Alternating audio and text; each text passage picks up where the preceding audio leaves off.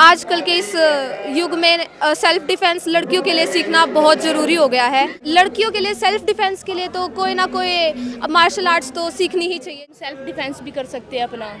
और ये ठीक सिंगल गेम है, सिंगल प्लेयर है, किसी के ऊपर डिपेंड नहीं रह सकते। हमारे गुरुकुल में स्टेट लेवल की जो ये फेडरेशन चली हुई है, गवर्नमेंट भी ये अभियान चला रही है कि बेटी पढ़ाओ, लेकिन जहाँ तक हम स्पोर्ट्स में देखते हैं, स्पोर्ट्स में लड़कियों को पीछे रखा जाता था। पढ़ा तो रहे थे लेकिन लड़कियों को स्पोर्ट्स में पीछे रखा जाता था। ग्रामीण भूमि देखने वाले सभी दर्शक साथियों को नमस्कार। मैं आपका भाई वीरेंद्र पाई। आज हैं साथियों करनाल जिले के गांव पाड्डा के आर्य कन्या गुरुकुल में, जहां बेटियों को संस्कार, विचार और व्यवहार की शिक्षा तो दी ही जाती है, साथ ही साथ यहां पर बेटियों के डिफेंस के लिए यहां पर टूर्नामेंट का आयोजन किया गया है कि बेटियों के लिए जूडो जैसे गेम में पार्टिसिपेट करना बहुत ज़रूरी है। जूडो का स्टेट लेवल का टूर्नामेंट यहाँ पर चला हुआ है। तो साथियों वीडियो को देखिएगा और शेयर ज़रूर करिएगा। जिन स्कूलों में भी बेटियाँ पढ़ती हैं उन स्कूलों में इस तरह के गेम का होना बहुत ज़रूरी है, ताकि बेटियाँ आगे फ्यूचर में अपने लिए अच्छा तो करें ही, साथ में अपने लिए सेल्फ डिफेंस ज़रूर सीख के जाएं।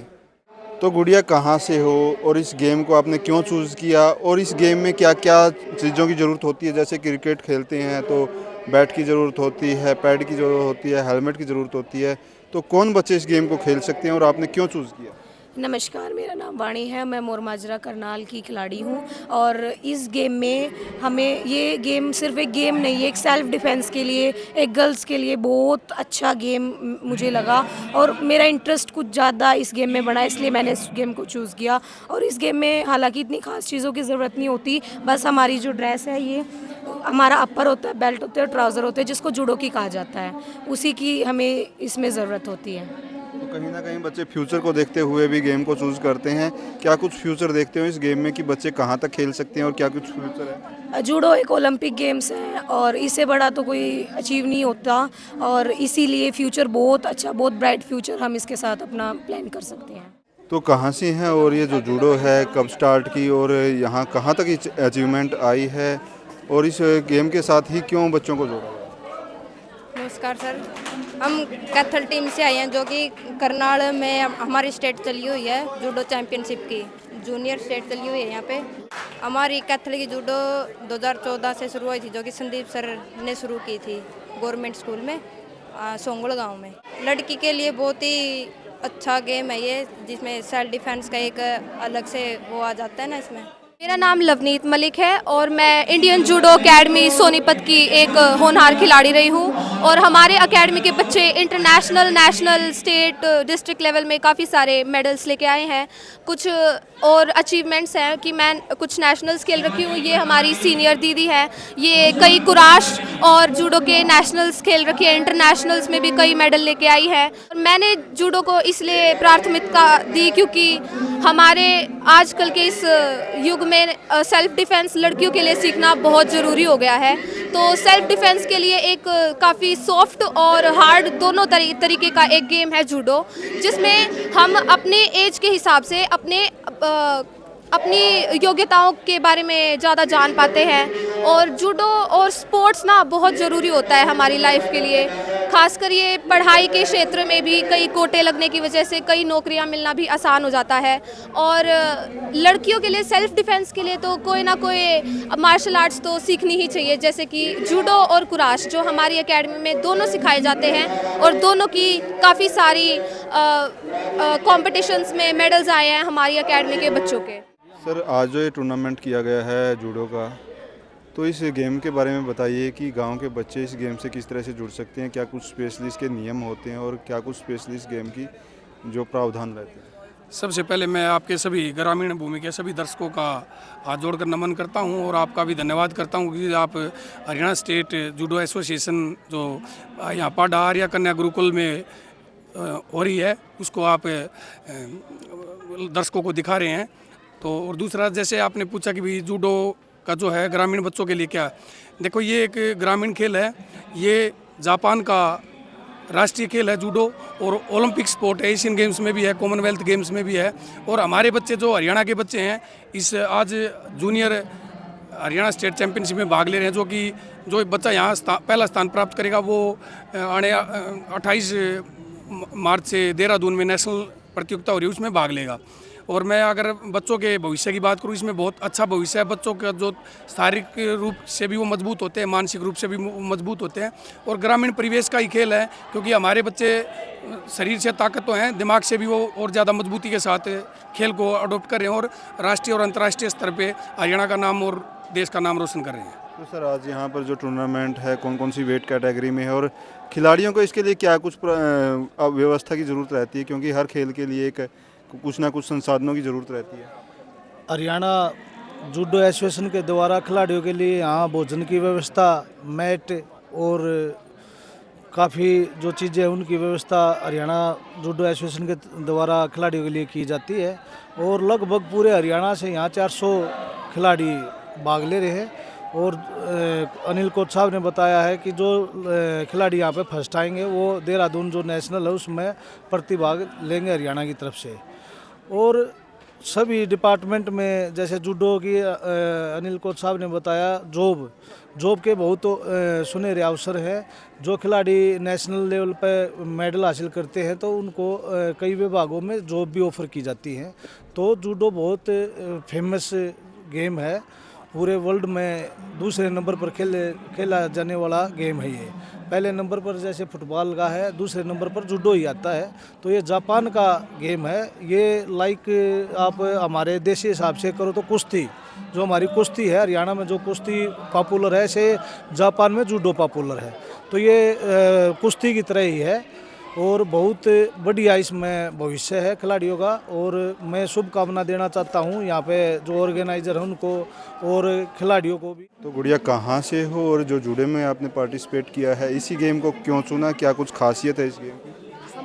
हम करनाल से हैं सारे। और हमें रितु मैम सिखाती है वहाँ पे जूडो। ऋतु मान हमारी कोच है। जूडो करनाल से है, वो इंटरनेशनल प्लेयर भी रहे हैं जूडो में, रितु मैम जूडो के। और हम जूडो में लाइक भी करते हैं और हमारा एम जूडो का ही है, तो इसलिए। तो आजकल बच्चे जो ज़्यादातर देते हैं कबड्डी, कुश्ती, खो खो, बॉक्सिंग आदि गेम चूज़ करते हैं, आपने जूडो क्यों चूज़ किया, क्या खासियत है इस गेम की? इस गेम में हम सेल्फ डिफेंस भी कर सकते हैं अपना।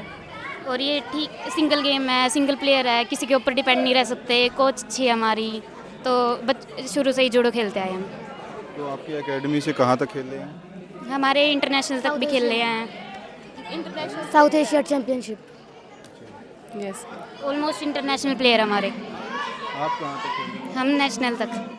तो सतबीर भाई, क्या कहोगे कि यहाँ पर जो आज टूर्नामेंट चला हुआ है, क्या कुछ व्यवस्था यहाँ पर बेटियों के लिए दी जाती है, यहाँ पर पढ़ाई के साथ साथ संस्कार और विचारों की? भाई सबसे पहले तो हाथ जोड़ के आपके सभी दर्शकों को नमस्कार। और मैं बताना चाहूँगा कि जिस प्रांगण में आप खड़े हैं वो एक छोटा सा पौधा कभी 1973 में 25 नवंबर 1973 को डॉक्टर गणेश दास जी, उन्होंने एक पवित्र आत्मा ने उन्होंने ये बच्चों के लिए कि पौधा लगाया, एक गुरुकुल खड़ा किया जाके आसपास के, क्योंकि हमारा जो गांव है वो सभी जो कस्बे हैं और डिस्ट्रिक्ट से वहाँ से बहुत दूर पड़ता है। करनाल भी 30 किलोमीटर है, पानीपत 30 किलोमीटर है।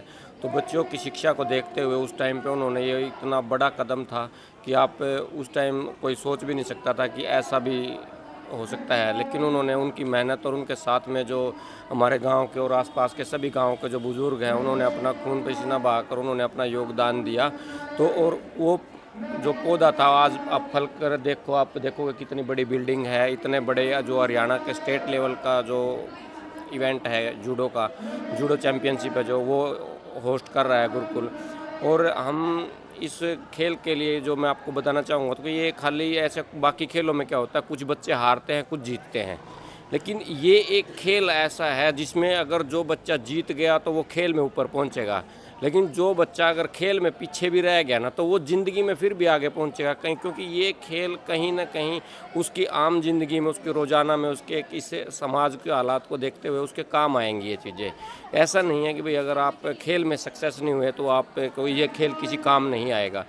आप खेल में सक्सेस हों, हमारी दुआएं और आशीर्वाद बच्चों के साथ है। लेकिन जो बच्चे अगर खेल में बहुत आगे तक भी नहीं पहुंच पाए तो भी ये खेल उनको बहुत कुछ सिखा के जाएगा, बहुत कुछ पूरी ज़िंदगी उनकी भी और आगे उनके बच्चों की भी ये ज़िंदगी काम आएगा। लेकिन अगर हम लड़कियों की स्पेशली बात करें तो लड़कियों के लिए सेल्फ डिफेंस आज के टाइम पे, आज के समाज के माहौल को देखते हुए जितना ज़रूरी है, मैं व्यक्तिगत तौर पे मानता हूँ कि शिक्षा, संस्कार और उन चीज़ों के साथ साथ अगर उसके पास सेल्फ डिफेंस नहीं है तो कहीं ना कहीं उसको समाज में दिक्कतों का सामना करना पड़ेगा। कहाँ से हैं और आज यहाँ पर क्यों आई हैं? हम सोनीपत डिस्ट्रिक्ट से हैं और आज यहाँ पे जो गेम जूडो के जो गेम चले हुए हैं वो स्टेट के हैं, तो ये बच्चों को खिलाने के लिए स्टेट लेवल पर हम लेके आए हुए हैं। नहीं, मैं एक मदर ही हूँ और मैं अपनी बेटी के साथ आई हुई हूँ।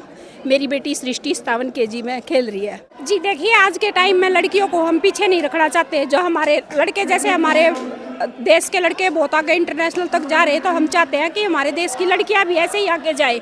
और आज समाज में लड़कियों को हम वैसे तो क्या है, गवर्नमेंट भी ये अभियान चला रही है कि बेटी पढ़ाओ, लेकिन जहाँ तक हम स्पोर्ट्स में देखते हैं, स्पोर्ट्स में लड़कियों को पीछे रखा जाता था। पढ़ा तो रहे थे लेकिन लड़कियों को स्पोर्ट्स में पीछे रखा जाता था।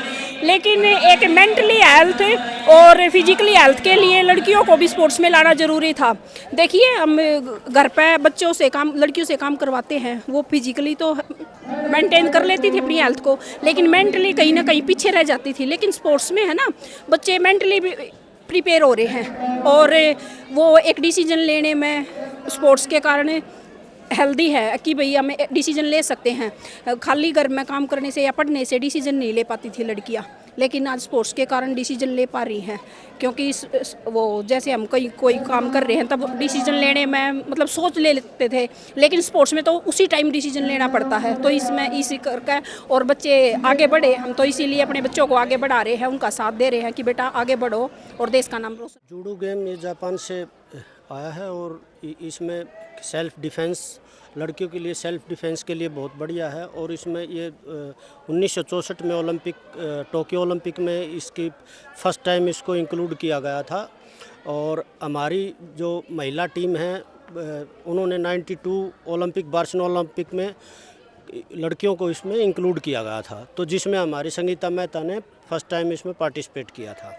और यहाँ जो हम स्टेट कराई जा रही है, इसमें लगभग 325 खिलाड़ी के लगभग पार्टिसिपेट किया है, जो कि आने वाले जो नेशनल चैम्पियनशिप है जो देहरादून में होगी, उसमें जितने फर्स्ट जो आएंगे वो हरियाणा को रिप्रेजेंट करेंगे, जो 28 तारीख से देहरादून में स्टार्ट हो रही है। आर्य कन्या गुरुकुल गांव पाढ़ा में ये जो स्टेट लेवल के जूडो चैंपियनशिप करवाई गई है, क्या कुछ मकसद है? बेटियां सेल्फ डिफेंस में किस तरह से आगे बढ़ सकती हैं? सर, सबसे पहले तो मैं आपका हार्दिक अभिनंदन करता हूं। यहां आर्य कन्या गुरुकुल पाड्डा के प्रांगण में आप पहुंचे तो आपका जोरदार स्वागत है। तो ये जो आज इस चैम्पियनशिप का जूनियर जूडो हरियाणा चैम्पियनशिप की जो करवाई जा रही है, ये इसमें जो पार्टिसिपेट कर रहा है आर्य कन्या गुरुकुल पाड्डा और हरियाणा जो है जूनियर जूडो एसोसिएशन करनाल की तरफ से के सौजन्य से जो करवाया जा रहा है। इसमें हमारी बेटियां जो है अपने सेल्फ डिफेंस के लिए और अपने जो है कला का प्रदर्शन करने के लिए जूडो में जो है बड़ा ही बेहतरीन प्रदर्शन दिखा रही हैं। तो आल हरियाणा से यहाँ से जितने भी पार्टिसिपेट आए हैं वो बड़े ही सहयोग और बड़े ही उत्साह के साथ जो है अपना प्रदर्शन दिखा रहे हैं।